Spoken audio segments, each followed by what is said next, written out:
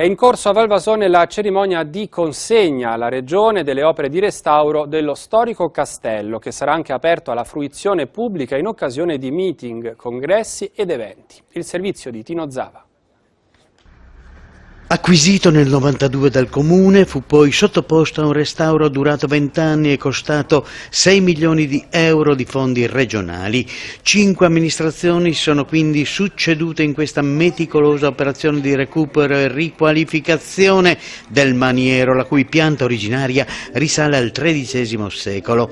Lavori che hanno riservato anche autentici colpi di scena, come quando sono emersi trecenteschi affreschi, allegorie che hanno portato un contributo fondamentale alla ricostruzione della storia della patria friulana, accanto al restauro del teatrino del Settecento, una vera e propria bomboniera circondata da impalcato e cornice affrescata e che rappresenta il teatro più piccolo del nostro paese con i suoi 50 posti.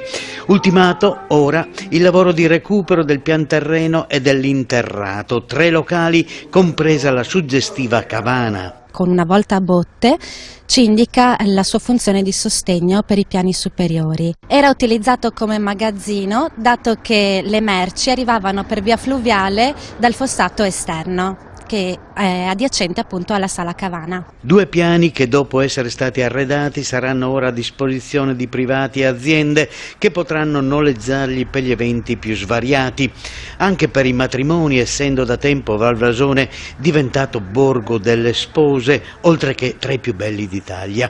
Ma l'operazione di recupero in castello non si fermerà qui. Il lavoro che manca è ancora parecchio.